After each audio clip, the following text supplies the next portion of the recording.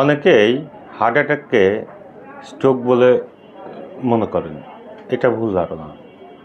আবার অনেকেই heart attack আর স্ট্রোককে একই মনে করেন, এটা ভুল ধারণা।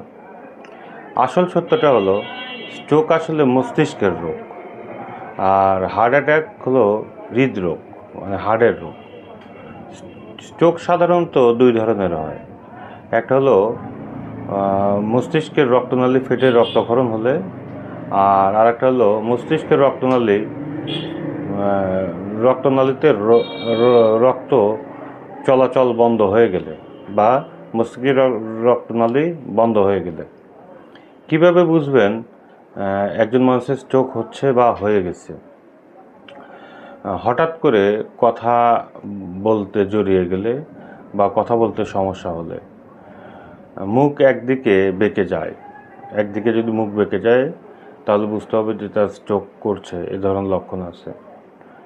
এছাড়াও বিভিন্ন কারণে মানুষের মুখ বেঁকে যেতে পারে, কিন্তু একটা মেজর লক্ষণ হলো স্ট্রোকের একটা লক্ষণ হলো মুখ এক পাশে বেঁকে যাবে। আর তার পরবর্তী হলো শরীরের এক পাশ দুর্বল বা অবশ হয়ে যেতে পারে। হঠাৎ তীব্র মাথা ব্যথা ও বমি দেখা দিতে পারে। কখনো অজ্ঞান হয়ে যেতে পারে বা স্মৃতিশক্তি কমে যেতে পারে।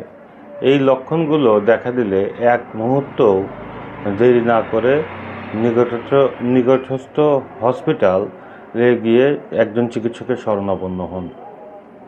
মনে রাখবেন যে যত দ্রুত চিকিৎসা শুরু করবেন, একটা স্ট্রোকের রোগীর বেঁচে যাওয়ার সম্ভাবনা বা বড় ধরনের ক্ষতি হওয়ার সম্ভাবনা অনেক কম।